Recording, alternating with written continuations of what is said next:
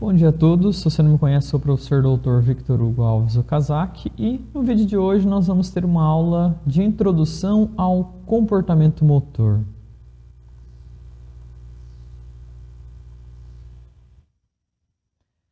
A ideia do conteúdo de hoje então é nós entendermos ou situarmos o que é comportamento motor, entendermos a sua área.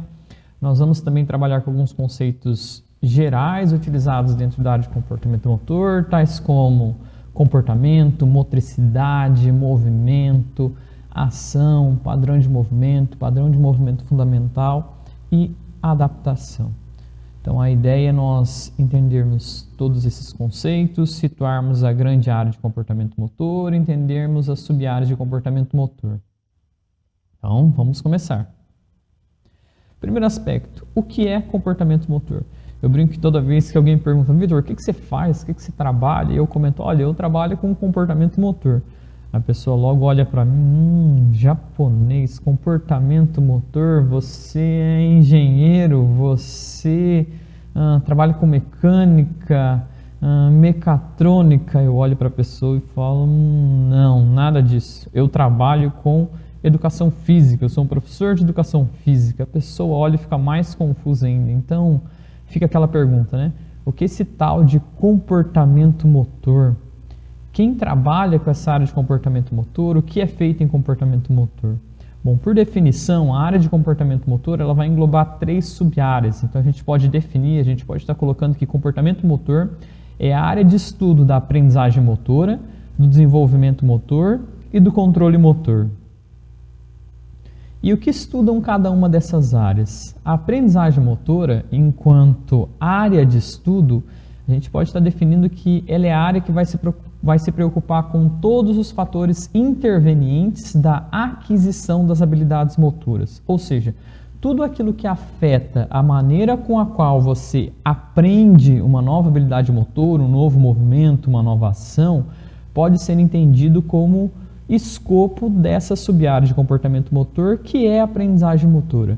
Então, dentro da área da aprendizagem motora, nós vamos estudar, durante esse módulo de comportamento motor, aspectos relacionados à instrução e feedback, ou seja, quais as informações, como eu lido com as informações recebidas para conseguir direcionar o foco de atenção do meu aprendiz para os elementos mais importantes. Eu vou estudar os tipos de prática, prática mental, prática física, práticas mistas. Eu vou estudar também composições da tarefa, então como é que eu organizo aqueles famosos educativos, como eu construo e elaboro a sequência na qual os meus aprendizes vão realizar suas tarefas, as suas habilidades motoras.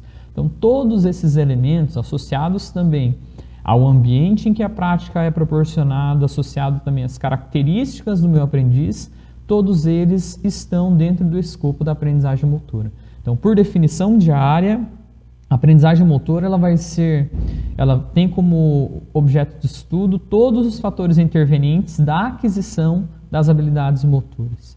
Mas o que é aprendizagem motora enquanto fenômeno? O que é, por exemplo, como é que você sabe me dizer, por exemplo, que você aprendeu alguma coisa motoramente falando? Bom, aqui eu trouxe 3 conceitos rapidinhos, 2 que vão estar definindo o que é aprendizagem motor e uma característica que é colocada. Então, o primeiro deles diz o seguinte, que é lá do McGill. A aprendizagem motora é uma melhora relativamente permanente no desempenho motor associado à prática ou à experiência.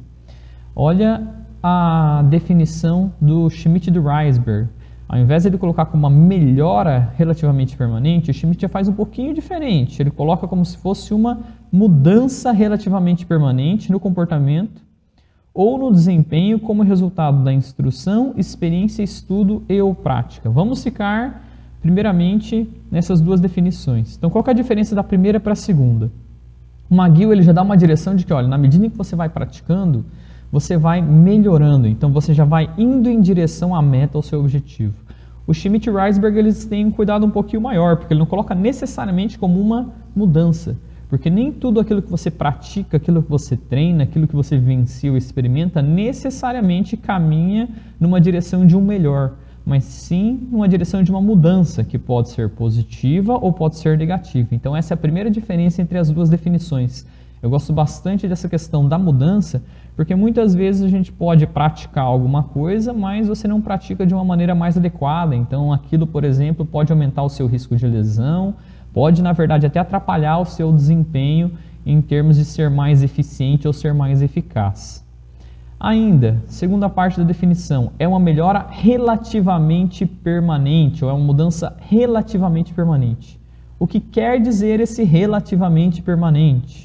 Relativamente permanente é no sentido de que toda a informação aprendida, ela necessariamente vai para a nossa memória de longa duração. Indo para a nossa memória de longa duração, aí sim essa memória é fixada. Teoricamente, você assimilou aquele conteúdo, ele fica guardadinho, só que é algo que não é permanente para sempre. A nossa memória, como todos sabemos, ela às vezes nos deixa na mão. Então você pode esquecer algum conteúdo. Se aquele conteúdo for bem aprendido, se aquele conteúdo for importante, alguns autores trabalham com o conceito de aprendizagem significativa. Então, se aquele conceito ele foi muito importante, teve um significado para você, para a sua vida, ou você tem sempre contato com aquela informação, está sempre praticando aquele tipo de movimento, então aquilo perdura por mais tempo na sua memória. Agora, se você recebe aquela informação, não pratica muito, você não fica retomando aquela informação cotidianamente, nós sabemos que aquela informação vai cair no esquecimento. Então você pode esquecer. Então, por isso que nós definimos como uma melhora, uma mudança relativamente permanente. Mas a ideia do permanente ou do relativamente permanente é que essa informação venha a ser fixada na memória de longa duração. E ela é uma melhora, uma mudança relacionada ao comportamento ou desempenho motor, ou seja, aqui nós estamos falando especificamente do aspecto motor. E que ela é decorrente da prática ou experiência, como o McGill coloca, e o Schmidt ele só esquadrinha um pouquinho mais, né? Ele coloca lá, olha, como resultado da instrução, experiência, estudo e ou prática. Ou seja, a ideia aqui é que você precisa experimentar de alguma maneira. Esse experimentar ele pode ser feito de várias formas. Eu posso experimentar de uma maneira praticando, realizando o movimento, então motoramente ou fisicamente realizando aquela tarefa, mas eu posso também experimentar vendo alguém fazer. Então eu vejo um vídeo que mostrou alguém como faz uma determinada habilidade motora. Alguém me instrui, passa verbalmente essa informação, ou escuto um áudio que explica como realizar alguma coisa. Ou posso pegar um livro e ler aquela informação. Então, isso tudo permite a aprendizagem. Nós temos essa capacidade de aprender por meio de diferentes formas de receber essa informação. Então, nós entendemos esse primeiro conceito em termos de fenômeno do que é a aprendizagem motora. E o Schmidt ele faz uma outra consideração importante. Olha que interessante. O aprendizado é inferido a partir de mudanças no desempenho. O que isso quer dizer? Por que eu falo que eu consigo olhar para a aprendizagem olhando para o desempenho? Aqui o que esse autor está querendo mostrar é o seguinte, olha, ainda que nos dias de hoje nós temos muitas tecnologias capazes de ter acesso, por exemplo, à nossa estrutura cortical, para olhar os aspectos anatômicos ali de cada parte das estruturas, por exemplo, a ressonância magnética funcional, eu posso também olhar ativações corticais de áreas bem específicas, posso olhar lá para o nosso córtex motor primário. A despeito disso, eu não consigo fazer uma inferência exata e muito precisa para dizer que, olha, quando você pratica uma determinada habilidade motor, um arremesso, um chute, um soco, um salto, ou combinações desses, eu não consigo dizer que aquelas alterações provenientes dessas análises, de olhar uma estrutura, um aspecto anatômico de uma estrutura, uma mudança anatômica, ou de olhar uma mudança de ativação, que efetivamente aquela alteração que ocorreu no córtex é específico para aquilo que foi praticado. Então, necessariamente, quando a gente fala de aprendizagem motora, apesar de eu conseguir verificar essas alterações, fazer algumas suposições relacionadas a ela, necessariamente eu preciso olhar para o desempenho motor. Então, se eu quero saber se meu aluno aprendeu a realizar um arremesso, se ele praticou um arremesso, eu quero saber se ele consegue realizar esse arremesso, necessariamente eu preciso pegar e olhar para ele arremessando. Essa que é a lógica que nós temos relacionada à aprendizagem motora. Então, vamos lá. Seguindo. E eu posso entender a aprendizagem também como um tipo particular de adaptação. Daqui a pouco a gente vai conceituar a adaptação e a gente vai poder entender um pouco mais. Então, a aprendizagem motora é um tipo particular de adaptação, consistindo numa alteração durável da resposta como consequência da prática. Então, eu entendo que o nosso organismo o tempo todo ele está se adaptando aos diversos tipos de estímulo. Mas aqui nesse caso, quando eu falo de aprendizagem motora, essa é uma adaptação durável, uma adaptação, como nós vimos, relativamente permanente. E como consequência da prática, o ambiente, ele é quem vai proporcionar todas essas situações para uma aprendizagem mais adequada. Nisso já entra a segunda frasinha que eu coloquei ali para vocês lembrarem, que a aprendizagem requer condições básicas do organismo para que possa ocorrer. Isso vai desde um ambiente propício para os tipos de prática, então um ambiente em que eu possa ter acesso a diferentes tipos de informação. Eu vou mostrar para vocês quais informações e quais características otimizam o processo de aprendizagem, mas eu posso construir uma prática também que eu bloqueio a aprendizagem, dificulta a aprendizagem do meu aluno. Então, se você sabe lidar com essas informações, você pode otimizar ou você pode também retardar o processo de aprendizagem do seu aluno. E eu preciso entender também que dentro dessas condições básicas, eu não tenho só o ambiente, não é só a tarefa que está sendo aprendida, mas também as características do meu aprendiz. Então, eu estava dando algumas instruções para vocês na primeira aula do retorno às atividades remotas e eu lembrei que, olha, a questão do sono, se você descansa bem, você entra naquele sono rei que eu comentei anteriormente, você, na verdade, vai estar passando por um processo que auxilia na fixação da memória. Você descansa o seu organismo, é nesse momento que ele vai estar fixando parte dessas informações. Agora, se você, por exemplo, não consegue dormir bem, o seu nível de ativação ele cai, o seu nível atencional ele cai, isso dificulta o seu processo de aprendizagem. Então, todos esses fatores são o escopo do estudo da aprendizagem motora. A aprendizagem motora é uma aquisição de competência em função da prática ou experiência. Então, a ideia é que, na medida em que você aprenda, você pode entender isso como uma forma de aquisição de competências. Você vai aumentando o seu repertório motor, isso em decorrência da prática, das experiências todas que você vai vivenciando.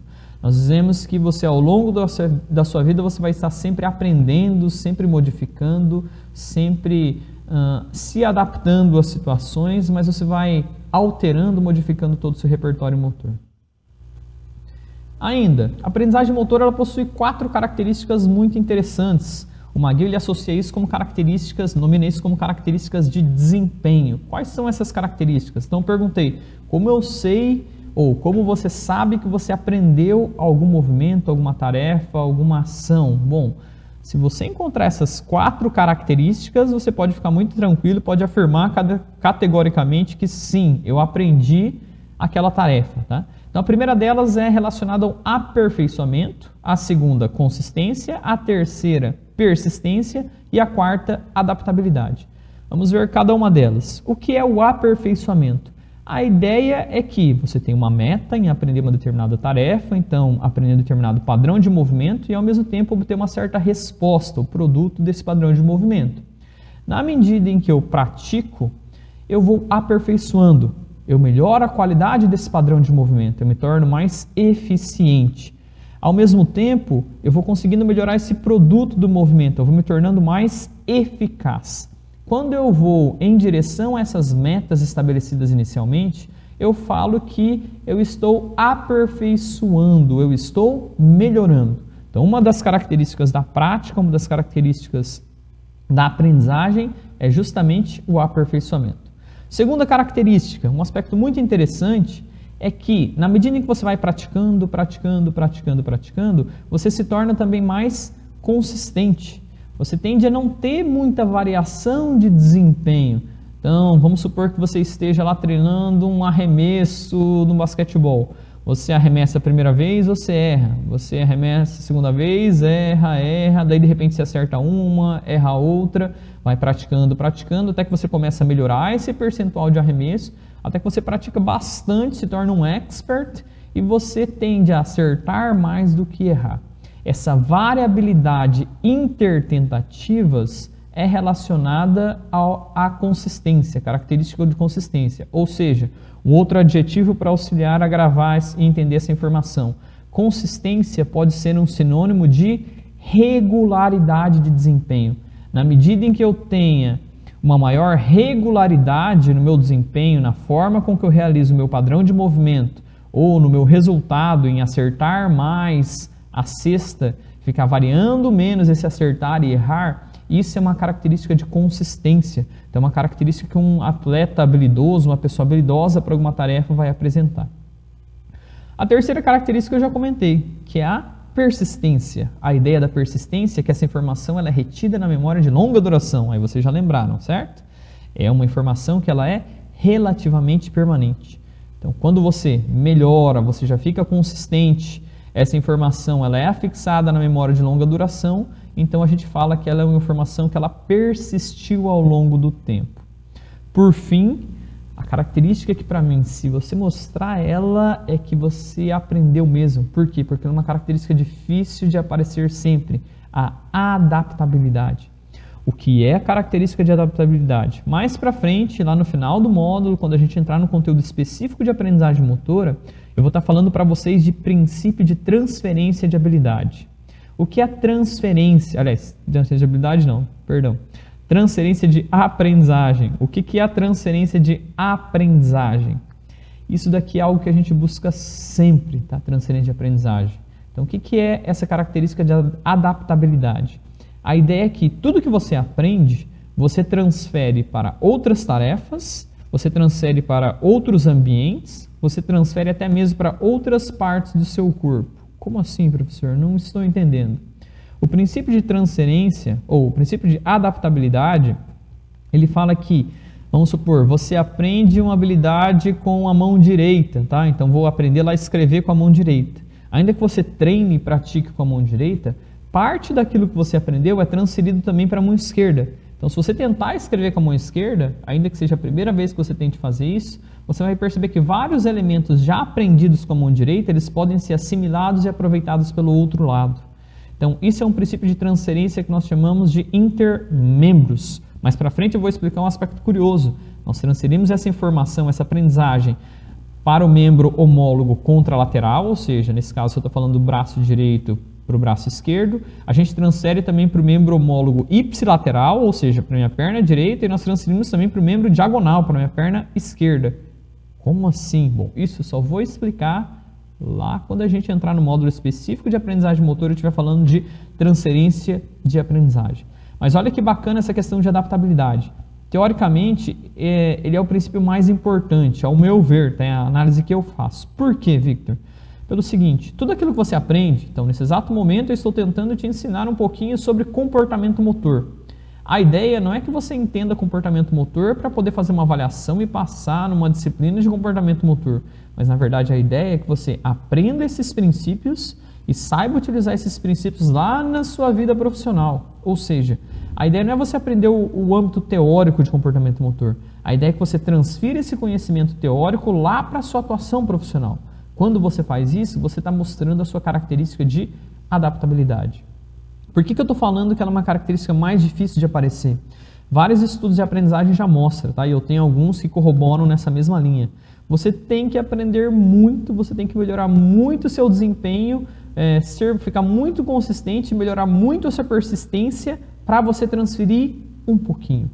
Quase que nada, muito pouco. Então, olha só o desafio que nós temos, certo?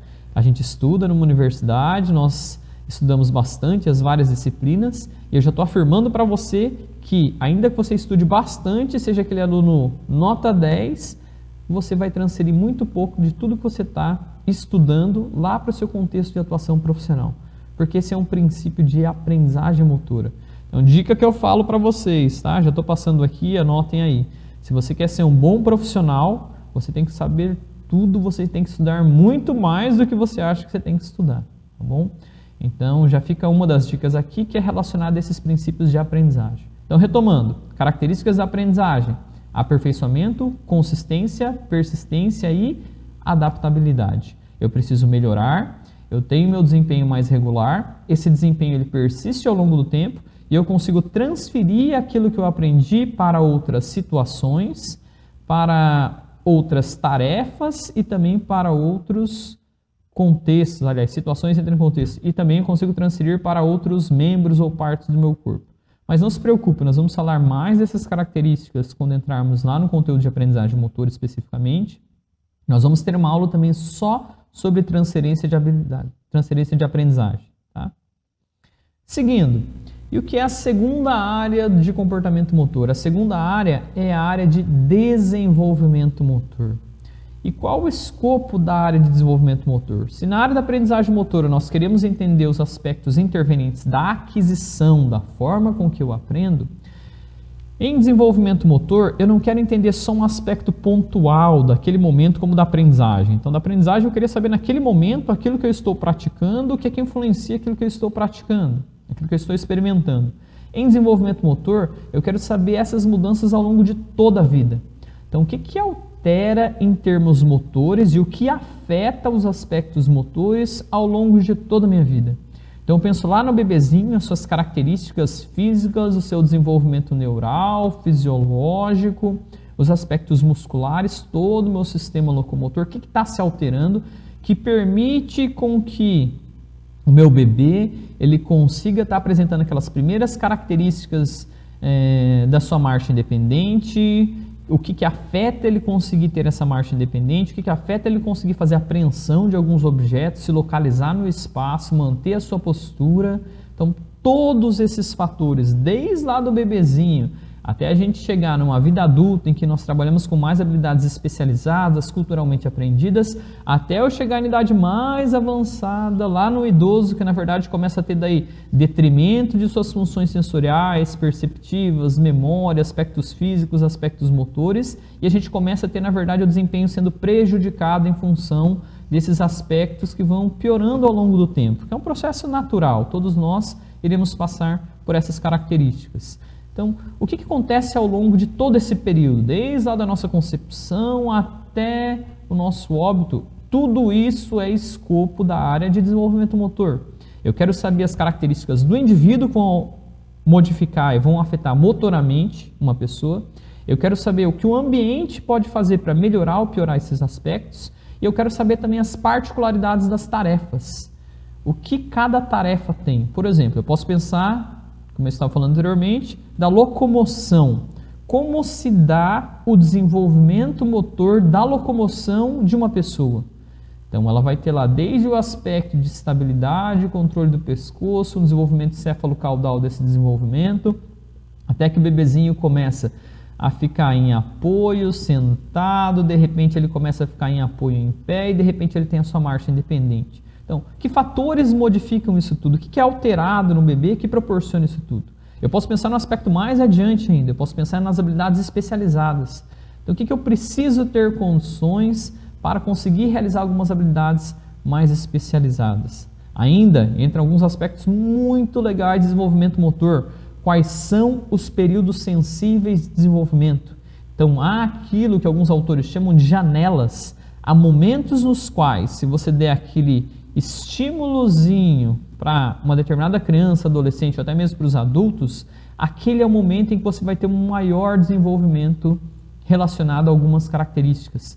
Há períodos sensíveis de desenvolvimento, ou há janelas, né, que nós chamamos de desenvolvimento. Se você perde essa janela temporal, se você perde esse período sensível, a mudança no desempenho vai seguir um outro ritmo. Então, há momentos em que você tem que saber estimular com determinadas características, que você melhora, você otimiza o desenvolvimento motor perceptivo das pessoas. Tá? Então nós vamos estudar isso tudo dentro de desenvolvimento motor. Então o desenvolvimento motor se preocupa com todas as alterações motoras ao longo do ciclo da vida. Isso enquanto grande área ou sub-área de desenvolvimento motor. Mas o que é o fenômeno do desenvolvimento motor? Bom, ele é um processo sequencial e contínuo relacionado à idade, pelo qual o comportamento motor se modifica. Então reparem que o desenvolvimento motor é um processo sequencial e contínuo, ele não para. A todo momento nós estamos alterando esse nosso desenvolvimento motor. Ele é sequencial. O que quer dizer esse sequencial? Quer dizer que, olha, nós temos algumas características que seguem uma certa ordem. Isso é muito evidente quando a gente olha lá para nossas fases iniciais da vida. Então, quando eu olho para o bebê, os marcos motores do bebê eles são muito evidentes, eles são muito legais. Tá? E ele é um processo sequencial e contínuo relacionado à idade. Por que relacionado à idade? Porque a idade cronológica ela é um indicador que nós temos para que esses marcos, né, como eu falei, até dos períodos sensíveis, eles possam ser identificados. Ele é o melhor indicador? Ele é o único indicador? Nós vamos estudar isso em desenvolvimento motor. E, na verdade, eu vou falar para vocês que não é o melhor indicador, mas ele é um dos indicadores. Tá? Então, nós falamos que ele é relacionado à idade. É um indicador mais simples, mais fácil de ser trabalhado. Nós temos outros bem melhores e eu vou comentar isso depois. Então, processo sequencial e contínuo relacionado à idade pelo qual o comportamento motor se modifica. Então, olho para essas características as quais vão modificar o comportamento motor. Uma outra definição, seguindo lá, tá? Essas são definições do livro do Gallagher e Osmo. A contínua alteração no comportamento ao longo do ciclo da vida através da interação entre as necessidades da tarefa, a biologia do indivíduo e as condições do ambiente. Ou seja, eu quero olhar para essa tríade, tá? Isso é chamado de modelo de restrição de Newell, vou estar explicando em outro momento mais a fundo também. As características da tarefa, o que eu quero analisar em termos de tarefa ser modificada ou desenvolvida ou aprendida. As características do indivíduo, cada um vai respeitar a sua individualidade biológica e as condições que o ambiente proporcionam. Isso tudo são fatores que interagem entre si, que conseguem explicar o comportamento motor de uma pessoa. Mas eu quero entender esses 3 fatores que influenciam o comportamento motor ao longo de todo o ciclo da vida. Então, essa é a ideia de desenvolvimento motor. É isso que a gente vai procurar estudar e entender em desenvolvimento motor. Eu quero saber tudo que se altera em termos motores, tudo que afeta os aspectos motores, mas aqui ao longo de todo o ciclo da vida. Então, diferente de aprendizagem motora, eu quero saber tudo que afeta a aprendizagem motora naquele momento. Então, todos os aspectos relacionados à prática. Em desenvolvimento motor, eu quero saber todos os aspectos ao longo de toda a vida. Tá?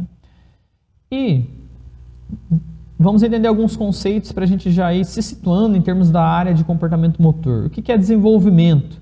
Ele é um conjunto dos processos de transformação dos organismos, consiste numa relação entre maturação e aprendizagem, expressa numa motricidade mais elaborada e no melhor ajustamento do comportamento das características circunstanciais do envolvimento. Tá? Quem aponta isso é o professor João Barreiros, um colega nosso lá de Portugal que trabalha muito com comportamento motor. Bom, o que o professor João Barreiros está colocando aqui? Primeiro, ele é um conjunto de processos de transformação do organismo. Quando a gente pensa em termos de desenvolvimento motor, se você olhar para aspectos lá de controle, você vai ver que ao longo do tempo, né, pegando até a questão ali dos bebezinhos que eu coloquei de imagem para estar representando o desenvolvimento motor, a gente tem alterações macroscópicas ali.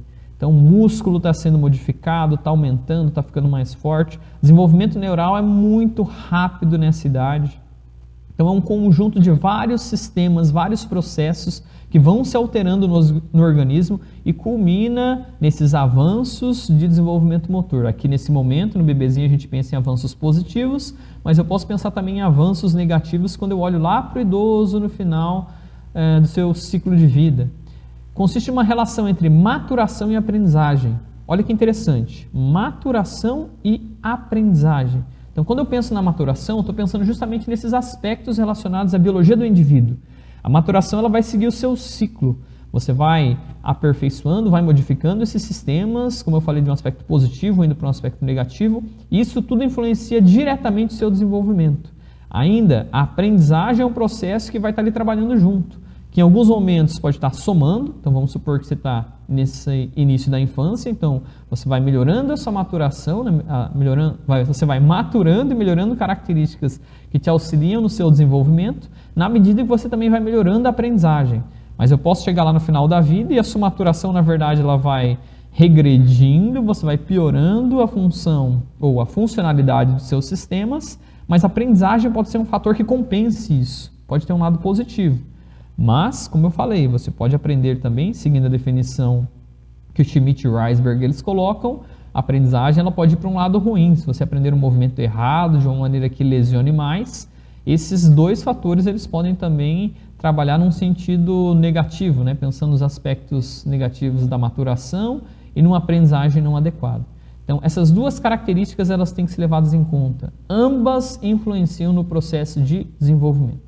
Isso expressa uma motricidade mais elaborada. Daqui a pouquinho a gente vai definir motricidade e no melhor ajustamento do comportamento, as características circunstanciais do envolvimento.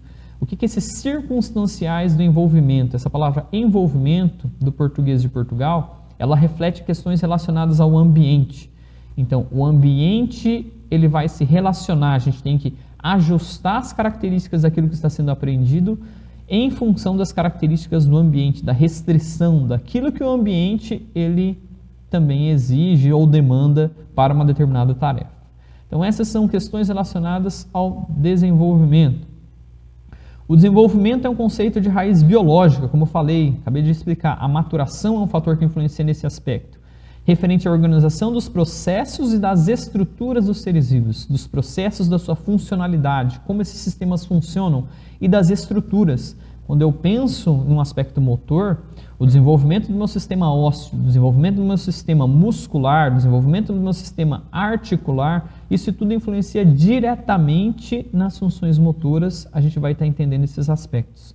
Depois, em controle motor, a gente vai estudar, por exemplo, sinergias e o papel que a maturação desses processos tem na formação de sinergia é muito grande, tá? Então, a gente vai ver essa característica sendo modificada lá do bebê quando ele tenta fazer apreensão de algum objeto. Vocês vão ver que de início, né, o bebê ele controla a mão como se fossem basicamente 2 segmentos únicos. Então, ele transforma 4 dedos independentes com uma única sinergia e um outro dedo. Ele vai fazer esse tipo de apreensão, ele não vai fazer aqueles movimentos de pinça ou saber trabalhar de uma maneira independente com cada apêndice da sua mão. Então, o desenvolvimento motor ele é o aspecto específico que inclui as alterações na motricidade e no comportamento, bem como os outros aspectos relacionados do desenvolvimento que ajudam ao seu entendimento ou explicação. A ideia de desenvolvimento motor é entender todos esses fatores que alteram os aspectos motores. Desenvolvimento motor se preocupa em explicar por que determinado fator e como determinado fator modifica um aspecto motor. Então, por que nós, seres humanos, vamos começar a ter essa marcha independente, conseguir andar em 2 apoios, sem o auxílio, sem ficar segurando e se sustentando em outras superfícies, por volta de 1 ano a 1 ano e 4 meses? Por que todos nós, mais ou menos nessa faixa etária, começamos a andar? Por que isso não acontece antes? Por que isso não acontece depois? Então, essas explicações todas, elas vêm com base, elas são escopo, elas são objetos da área de estudo de desenvolvimento motor. Nós vamos ver mais a fundo esses aspectos quando chegarmos nesse módulo. E por fim, para entendermos o que é essa grande área de comportamento motor, que engloba a aprendizagem motora, que engloba o desenvolvimento motor, fica pendente então agora a área de controle motor. Então o que nós vamos estudar em controle motor?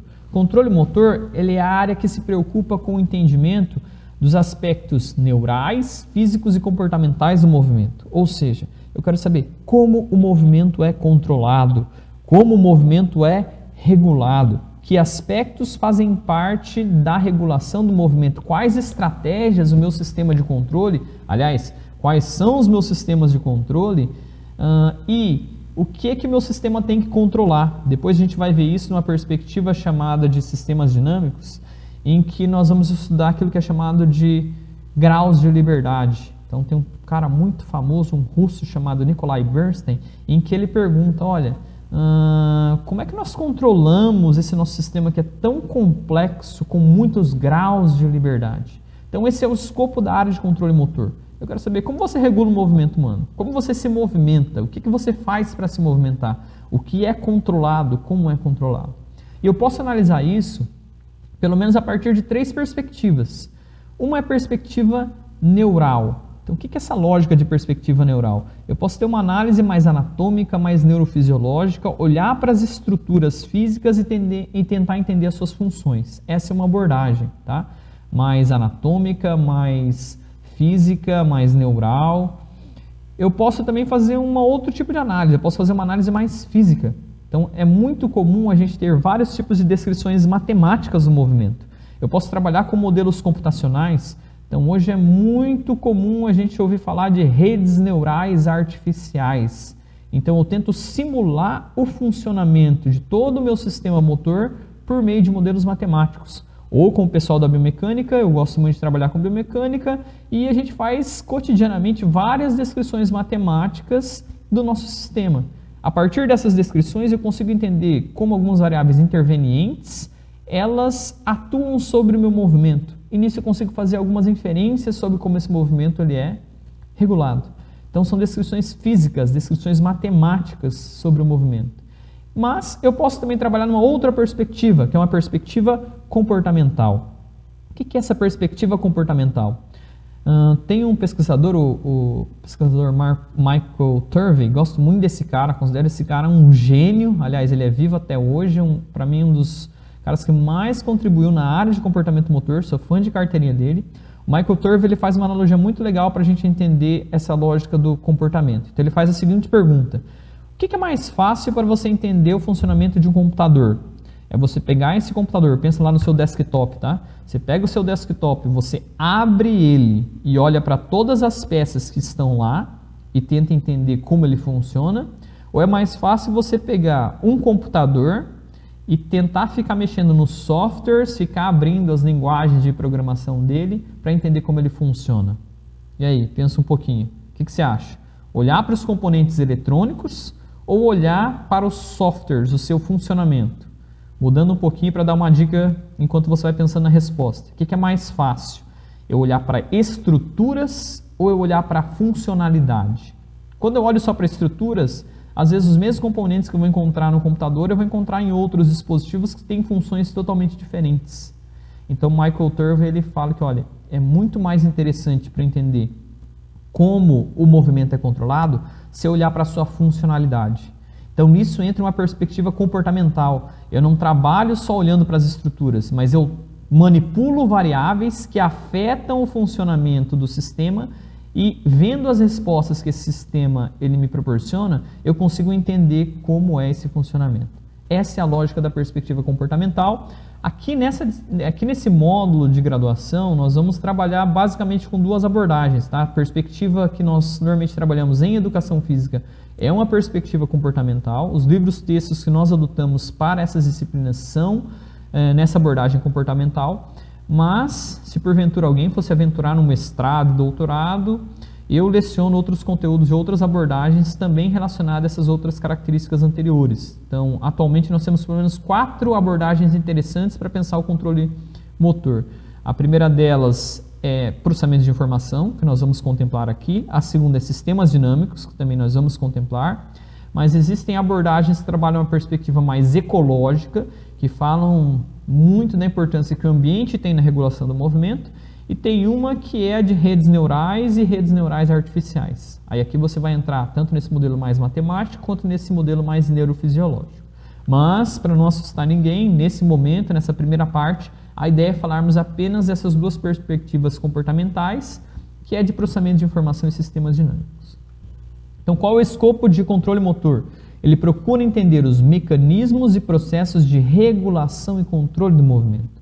Então, a sub-área de controle motor, ela tenta entender como você se movimenta, quais são os elementos que são controlados, quem controla o que, como isso é feito. Ou seja, você consegue responder aquela pergunta: como você se movimenta, como você controla o movimento? Essa é a ideia de controle motor. Tá? Antes de entrar aqui nos conceitos gerais, então só para recapitular. O que é a grande área de comportamento motor? É a área que estuda as 3 sub-áreas: controle, aprendizagem e desenvolvimento. A aprendizagem a gente vai estudar os fatores intervenientes da aquisição de habilidades motoras. Desenvolvimento motor, eu quero entender todos os fatores e modificações motoras que nós temos ao longo de todo o ciclo da vida. E controle motor é a área de estudo dos mecanismos e processos subjacentes à regulação do movimento humano, ou seja, como eu me movimento, como eu controlo, como eu regulo o movimento. Por fim, a gente entra agora em alguns conteúdos que eu considero muito importantes, que são bem básicos, bem elementares, que são conceitos que ao longo desse módulo todo de comportamento motor eu vou estar falando. Tá? Então, o primeiro deles é motricidade. O que é motricidade? Motricidade é uma qualidade autônoma que permite a seres vivos a produção de movimentos. Ou seja, todo ser vivo que tem essa capacidade de se movimentar, ele apresenta a característica de motricidade. Essa qualidade ela é inata, ou seja, dependendo da espécie você tem essa capacidade de se movimentar ou não tem essa capacidade. ela apresenta variações de espécie para espécie. Isso quer dizer que nós, seres humanos, em função da restrição orgânica que nós temos, em função das características que nosso organismo tem, ele nos coloca alguns tipos de movimento que não são específicos. Para uma outra espécie, ele vai ter um outro tipo de restrição orgânica que vai induzir outros tipos de movimento. Exemplo, nós andamos, né, normalmente para frente, pezinho alternado, e andamos para frente. Mas se eu pegar um sapo, esse sapo não vai sair andando de uma maneira bípede como nós. A restrição orgânica, biomecânica, todo o aparato, o sistema locomotor dele o induz ou cria um estado atrator para que ele se locomova de uma forma diferente da nossa. Nós não saímos andando como caranguejos de lado, certo? O caranguejo tem um outro tipo de anatomia, as articulações dele proporcionam aquele tipo de deslocamento que é diferente do nosso.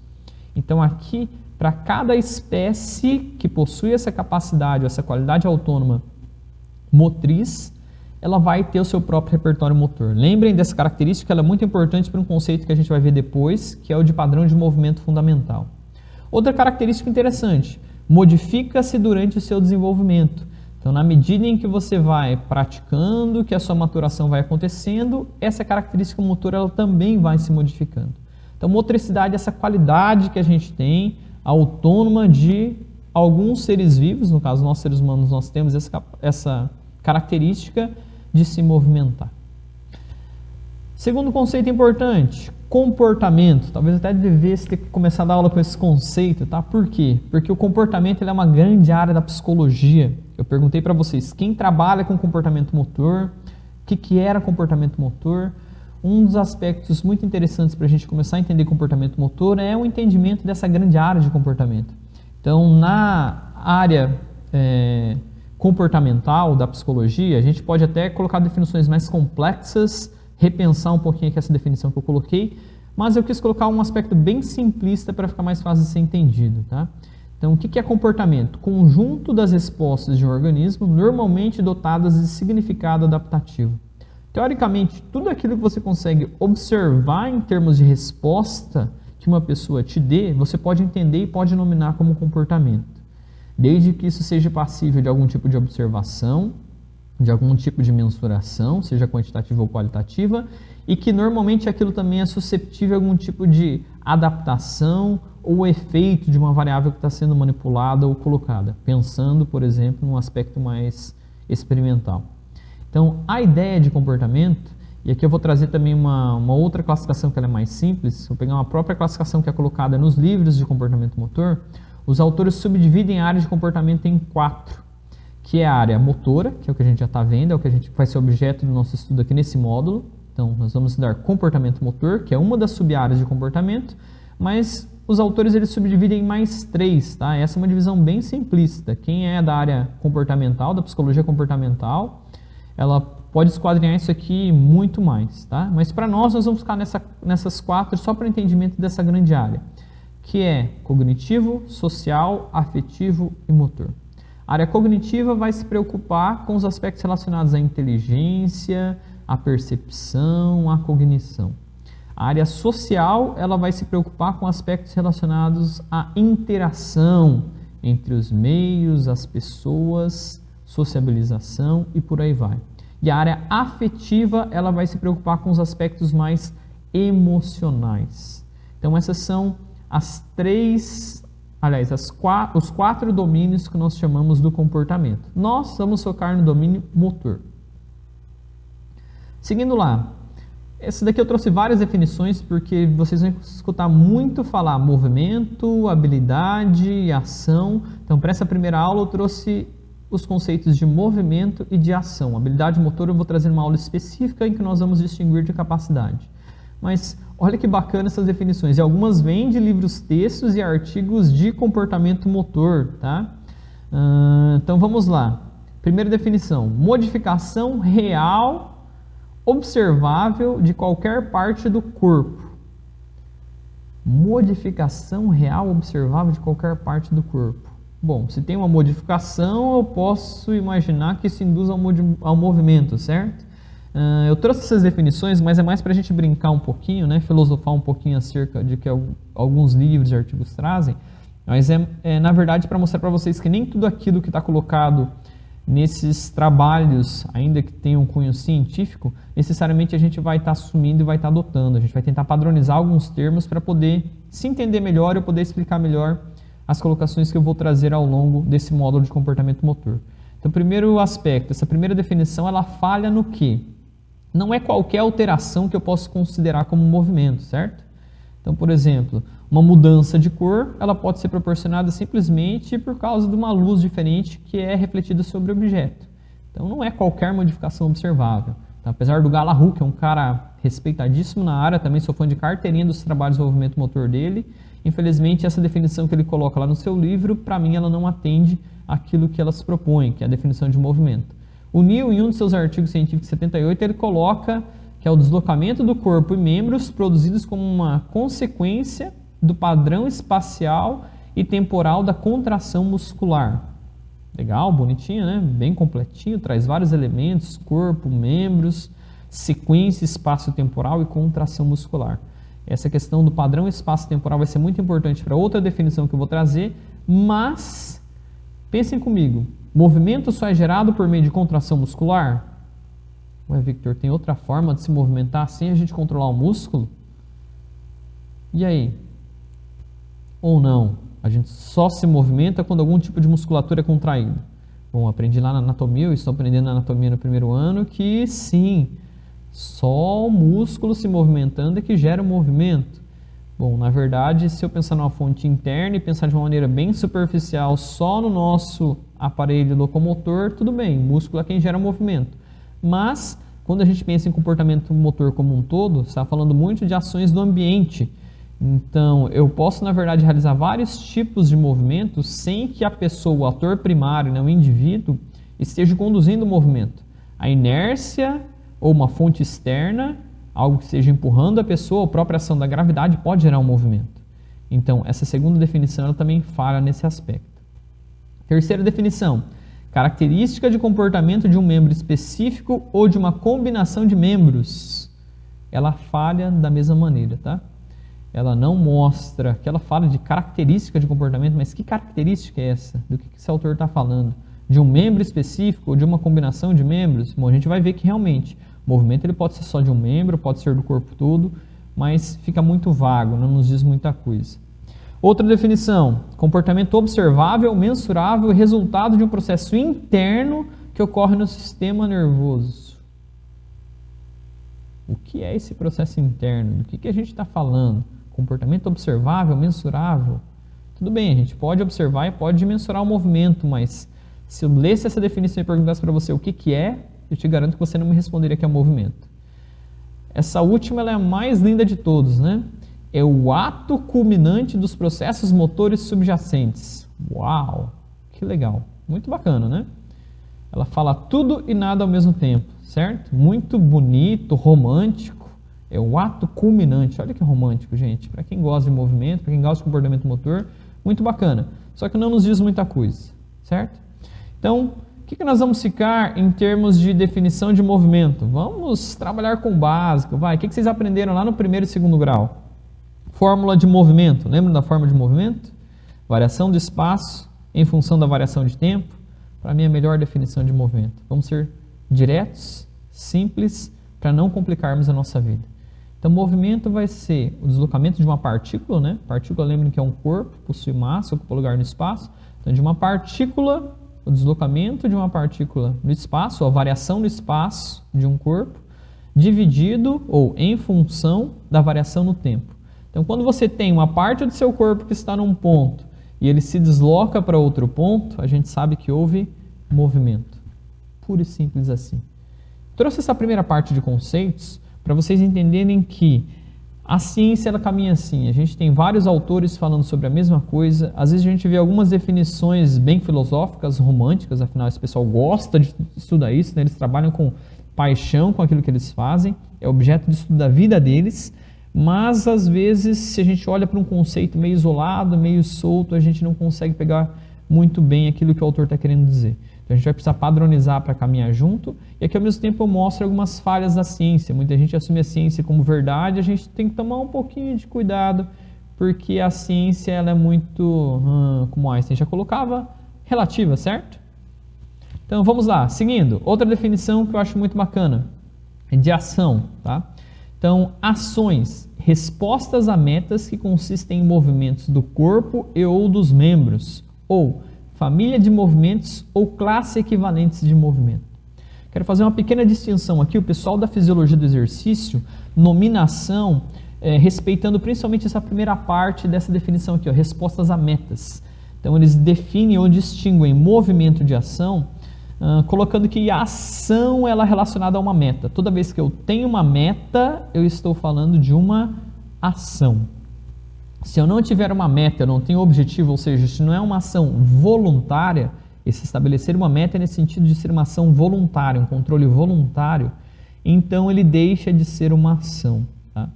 Aí eu vou falar um aspecto que eu, Victor, adoto, tá? Que é um pouquinho diferente da maior parte dos livros textos, tanto de fisiologia, quanto até de comportamento motor. Eu não vou considerar a ação necessariamente relacionada à questão de ser voluntário. Eu vou adotar um aspecto assim para facilitar vocês depois no entendimento de alguns construtos que nós vamos ter lá em aprendizagem motora, que é o quê? Eu vou pegar aquela segunda parte da definição, apesar dela estar bem grosseira na forma com que ela fala, mas é basicamente ela que a gente vai adotar. Família de movimentos ou classe equivalentes de movimento. O que é isso? Então eu vou colocar como ação um conjunto de movimentos. Exemplo que eu gosto de dar que facilita um pouquinho o entendimento é a questão da marcha, o caminhar, o nosso andar. Tá? Então, para você andar, você precisa ter movimentos alternados das pernas, dos braços, uma oscilação de tronco, quadril, um deslocamento linear da cabeça. Quando eu falo especificamente nos segmentos corporais, eu estou falando de movimentos. São segmentos que estão se movimentando, se deslocando no espaço em função do tempo. Quando eu estiver nominando a marcha, o caminhar, para eu caminhar, eu preciso de determinadas sequências, determinados movimentos de várias partes do meu corpo. Então, eu vou nominar o caminhar como uma ação. Mais para frente, quando eu definir habilidade motora, eu vou estar nominando isso como uma tarefa e, dependendo das características, isso vai se transformar em uma habilidade motora. Esse conceito de ação e de movimento ele vai ser importante também lá para frente, quando a gente trabalhar com decomposição do movimento, contar unidades para escolha de alguns tipos de métodos de aprendizagem. Então, por isso que eu trabalho um pouquinho diferente de alguns colegas de comportamento motor e de alguns colegas de fisiologia do exercício. Tudo bem? Então, ação para nós não necessariamente vai estar relacionada a essa primeira definição aqui colocada como meta, tá? Que necessariamente precisa ter uma meta ou que é um aspecto voluntário. Depois eu vou falar para vocês de movimento reflexo e eu posso ter também ação reflexa. Ação reflexa? Como assim, Victor? Ação reflexa. Eu vou estar falando para vocês lá em desenvolvimento motor.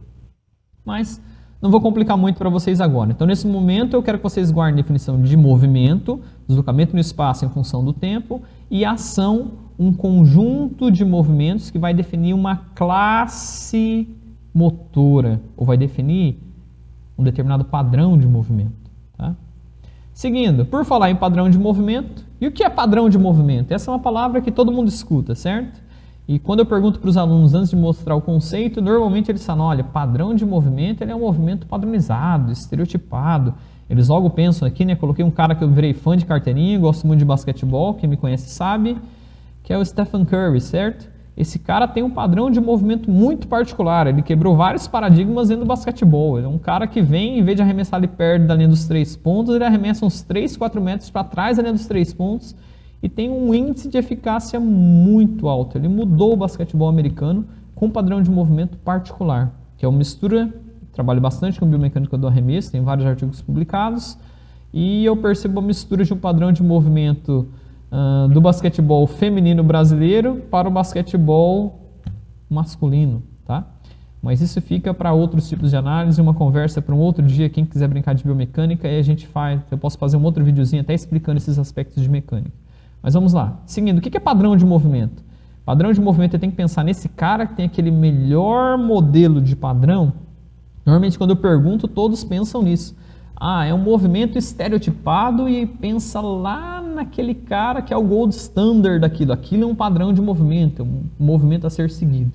Na verdade, quando eu falar em padrão de movimento em comportamento motor, não necessariamente vai ser relacionado a esse cara. Ele também tem um padrão de movimento. Ele é algo que a gente gostaria de fazer muito parecido, mas não necessariamente é só isso, tá?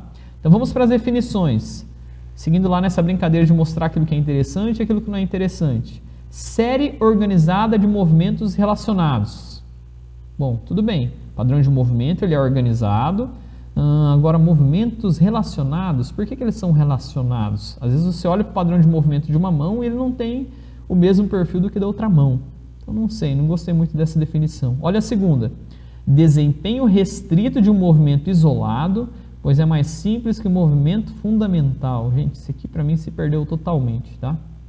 Não dá para usar isso daqui como definição. Vamos trabalhar com a de baixo. A terceira é mais adequada, vou fazer pequenos ajustes nela. Combinação de movimentos organizados, legal, de acordo com uma sequência particular de espaço e tempo. Opa, agora me confundiu.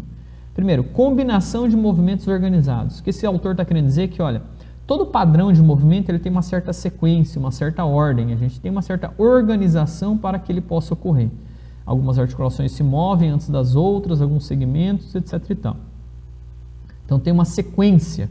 E essa sequência ela é particular de espaço e de tempo. O que isso quer dizer de ser particular de espaço e de tempo? Lembra da definição de movimento que eu passei? Variação do espaço em função do tempo? Então essa é a lógica. A lógica ocorre um movimento organizado. Então eu vou redefinir aqui padrão de movimento, juntando um pouquinho as partes dessa última definição, tá? Eu gosto de conceituar padrão de movimento como sendo as características espaço-temporais de sequenciamento que distinguem uma classe de ação de outra. O que isso quer dizer?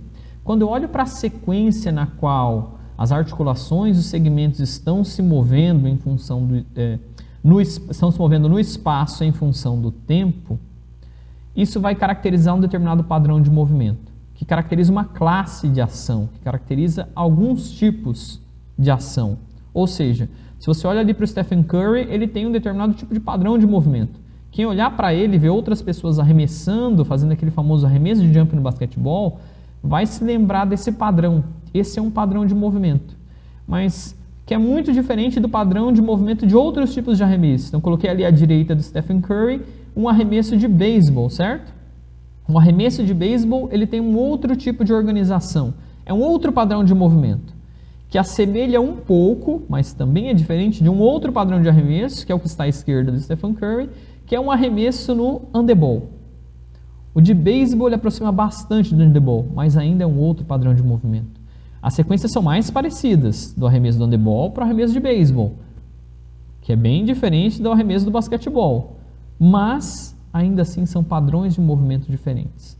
Então aqui eu tenho algumas características em termos dos deslocamentos que são feitos dos segmentos para que eu tenha um padrão de movimento definido. Obviamente, dentro de um mesmo padrão de movimento, eu posso ter particularidades. Então, o próprio Stephen Curry, se eu analisar o arremesso dele feito próximo à cesta, no lance livre, nos 3 pontos, a cada distância ele vai ter que fazer alguns ajustes nesse padrão de movimento para conseguir lançar a bola. Então, essa variação dentro do padrão ela existe, mas ele está sempre utilizando o padrão de arremesso de jump.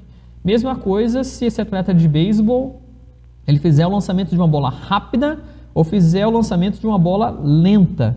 Ele faz uso do mesmo padrão que a gente vai olhar ali na macroestrutura, mas ele faz pequenos ajustes para dar um diferente direcionamento à bola, certo? Mesmo princípio para o arremessador do handebol. Então, o que é padrão de movimento?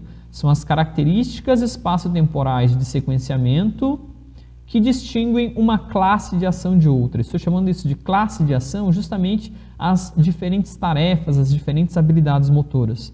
Então, aqui nos exemplos que eu dei, eu estou falando lá do arremesso no handebol, estou falando do arremesso no basquetebol, estou falando no arremesso de beisebol. Poderia estar falando num soco, num chute, num salto, numa corrida. Todos são padrões de movimento diferentes. Tudo bem? Agora entra um outro conceito, esse daqui a gente vai ficar bastante tempo falando em desenvolvimento motor, então vou ser um pouco mais breve aqui, mas só para não confundir padrão de movimento, que é a lógica de eu ter um certo desenho, uma certa organização espaço-temporal para cada tarefa, para cada classe de ação que eu realizo, e o padrão de movimento fundamental. Aqui é um outro construto, ele é um construto um pouquinho mais denso, então eu vou explicar em mais detalhes futuramente na aula de desenvolvimento motor. Mas toda vez que eu me remeter a padrão de movimento fundamental, lendo lá as definições, tá? Desempenho observável de movimentos básicos locomotores, manipulativos e estabilizadores, e pode envolver a combinação de padrões de 2 ou mais segmentos corporais. Isso daqui eu também trouxe lá do Gallagher e do Osmo. Qual que é a lógica disso daqui? Padrão de movimento fundamental, nós não temos simplesmente uma única classe de ação, como eu falei lá no arremesso de beisebol, tá? Então, eu tenho como um dos padrões de movimento de beisebol.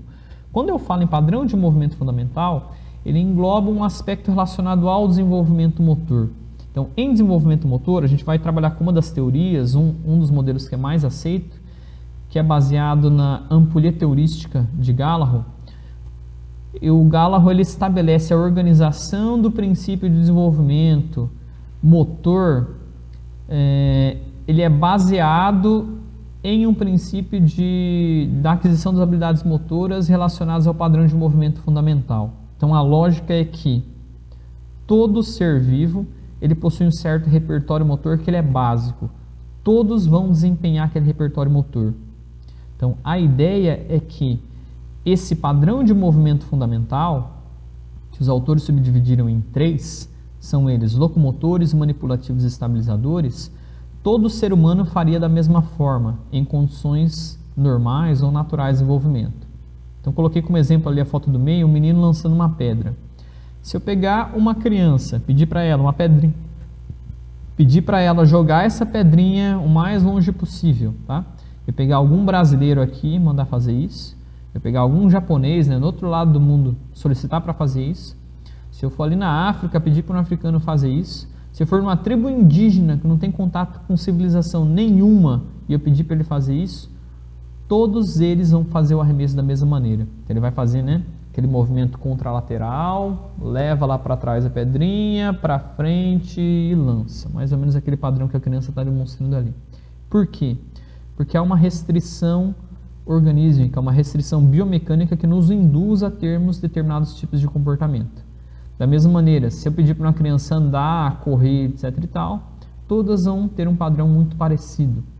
Essa é a lógica do padrão de movimento fundamental. A lógica é que nós temos um repertório, assim, digamos, pré-estabelecido ou inicial, mais básico, que independe de fatores culturais.